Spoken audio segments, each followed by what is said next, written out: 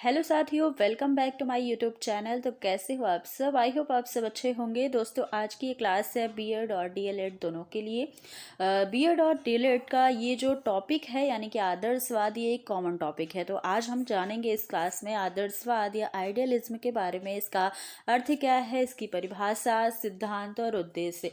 तो काफ़ी डिटेल से इस टॉपिक को यहाँ पर समझने का प्रयास करेंगे। बस आप लोग वीडियो में एंड तक बने रहिएगा।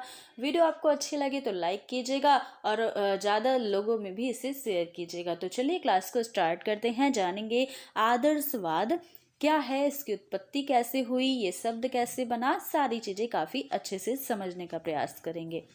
देखिए, अगर बात की जाए कि आदर्शवाद, ये जानिए सबसे पहले कि आदर्शवाद जो है इसका जन्म कैसे हुआ। तो आदर्शवाद का जन्म माना जाता है विचारवादी सिद्धांत से, यानी कि थ्योरी ऑफ आइडियाज से आदर्शवाद का जन्म माना जाता है। अब यहाँ से तो आपको कुछ चीज़ें शायद ही समझ में आई होंगी, बल्कि आदर्शवाद जो शब्द है इसे हम इंग्लिश में क्या बोलते हैं, तो इंग्लिश में हम इसे आइडियलिज्म यहाँ पर हम इसे बोलते हैं। जैसे कि आप सभी को पता है, आदर्शवाद को आइडियलिज्म बोला जाता है। और ये जो शब्द है आइडियलिज्म, ये दो शब्दों से मिलकर बनाया गया है, एक तो आइडिया और दूसरा इज्म। अब आपको ये लग रहा होगा कि इस शब्द में आइडिया और लिज्म है, जबकि मैंने तो सिर्फ आइडिया और इज्म आपको बताया है। तो यहाँ पर जो एल वाली बात है इसे हम आगे समझेंगे। सबसे पहले आइडिया और इज्म के बारे में जान लेते हैं। तो ये जो शब्द आइडियलिज्म है, इसमें जो मेन चीज़ें हैं आइडिया और इज्म। आइडिया और इज्म जो है, इसका अर्थ जानिएगा तो आइडिया का तो सभी को पता होगा, आइडिया में विचार होता है, हिंदी में इसे हम विचार बोलते हैं।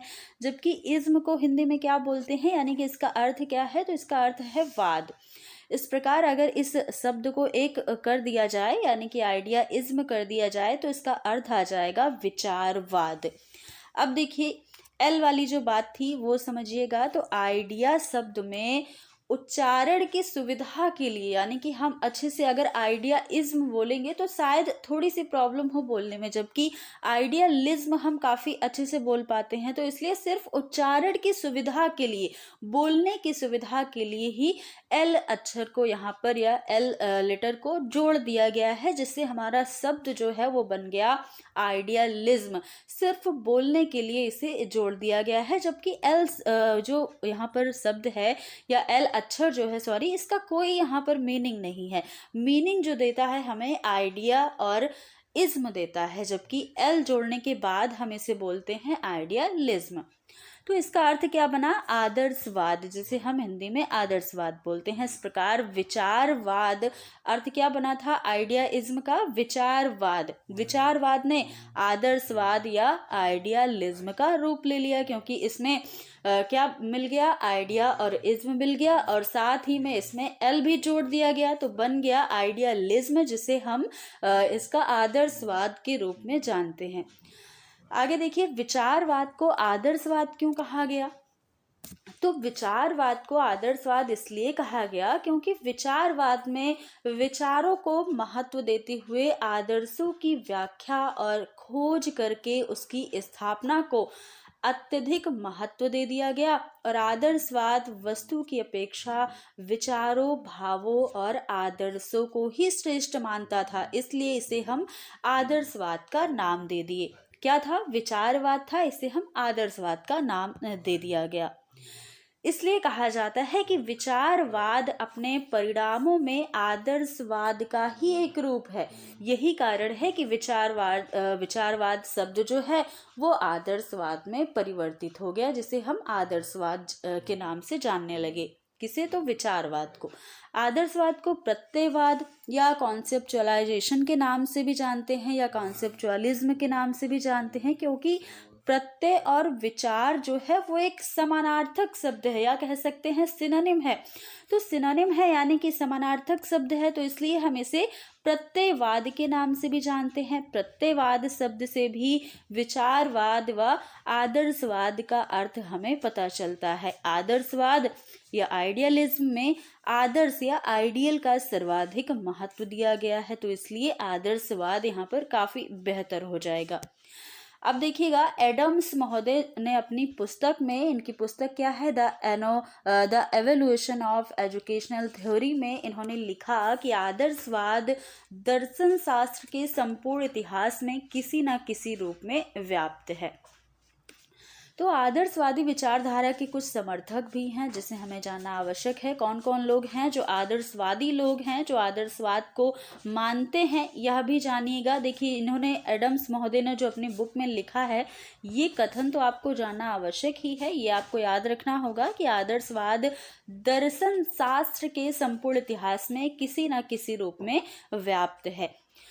अब देखिएगा आदर्शवाद के प्रवर्तक कौन कौन से लोग हैं, या फिर उनके मुख्य प्रवर्तक कौन कौन से लोग हैं। तो सुकरात इसमें आते हैं, प्लेटो, अरस्तु, डेकार्टे, स्पिनोजा और भी कई सारे लोग हैं, यहाँ पर आप नाम देख सकते हैं। तो ये सभी लोग जो हैं वो आदर्शवादी समर्थक हैं या आदर्शवादी विचारधारा के लोग हैं जो आदर्शवाद को ये सभी लोग आदर्शवाद को मानते हैं या ये आदर्शवादी हैं। तो ये सारे लोगों को, आपका जो इनका नाम है वो आपको ध्यान रखना होगा। अब देखिएगा आदर्शवाद की परिभाषा हम यहाँ पर देख लेते हैं, जो कि गुड महोदय के अनुसार है। इनकी परिभाषा है कि आदर्शवाद एक ऐसी विचारधारा है जिसमें यह माना जाता है कि पारलौकिक सार्वभौमिक तत्वों, आकाशों या विचारों में वास्तविकता निहित है और ये ही सत्य ज्ञान की वस्तुएं हैं, जबकि ब्रह्म रूप मानव के विचारों तथा इंद्रिय अनुभव में निहित है, जो विचारों की प्रतीक्षाया के अनुरूप ही समान होते हैं।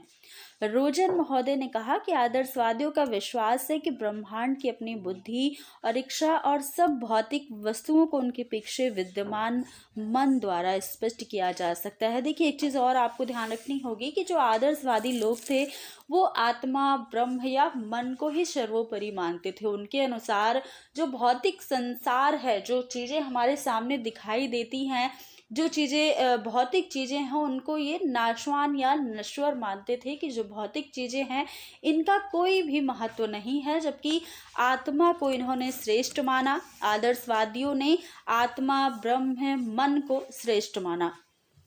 अब आगे देखिएगा आदर्शवाद के प्रमुख सिद्धांत कौन कौन से हैं। तो थॉमस और लैंग के अनुसार सिद्धांत बताए गए हैं। पहला सिद्धांत क्या है कि वास्तविक जगत मानसिक और आध्यात्मिक है। सच्ची वास्तविकता किसमें निहित है? आध्यात्मिकता में निहित है। इन्होंने अध्यात्म को सर्वोपरि माना था, जबकि भौतिक जगत को नाशवान माना था। तो आदर्शवाद का मनुष्य में विश्वास है, क्योंकि जो मनुष्य है वह चिंतन, तर्क और बुद्धि के विशेष गुणों से परिपूर्ण है। तो मनुष्य के मन को इन्होंने ज़्यादा वास्तविकता दी और ज़्यादा ही सर्वोपरि माना। जो कुछ मन संसार को देता है केवल वही वास्तविकता है। ज्ञान का सर्वोच्च रूप अंतर्दृष्टि है और आत्मा का ज्ञान ही सर्वोच्च है। सत्यम, शिवम, सुंदरम के तीनों शाश्वत मूल्य हैं और जीवन में इनकी प्राप्ति करना ही अत्यंत आवश्यक है। तो ये सारे सिद्धांत आदर्शवाद के द्वारा दिए गए।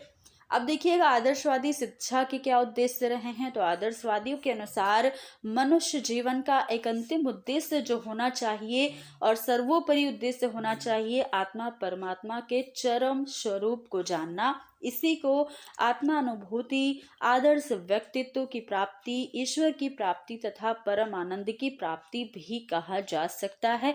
तो सबसे महत्वपूर्ण जो उद्देश्य माना गया है आदर्शवादियों का, यह उद्देश्य कि आत्मा परमात्मा को जानना ही सबसे ज्यादा आवश्यक है। तो दोस्तों ये रही आज की हमारी क्लास। आई होप आपको आदर्शवाद क्या है इसके बारे में, ये जो आदर्शवाद शब्द है ये कहाँ से आया, कैसे बना, सारी चीज़ें आपको क्लियर हो गई होंगी। आदर्शवाद शब्द का अर्थ क्या है ये चीज़ें भी क्लियर हो गई होंगी। तो आपको ये वीडियो अगर अच्छी लगे तो लाइक कर दीजिएगा, चैनल पर नए हैं तो चैनल को भी सब्सक्राइब कर लीजिएगा और फिर मिलते हैं अगली क्लास में कुछ नए टॉपिक के साथ। तब तक के लिए धन्यवाद।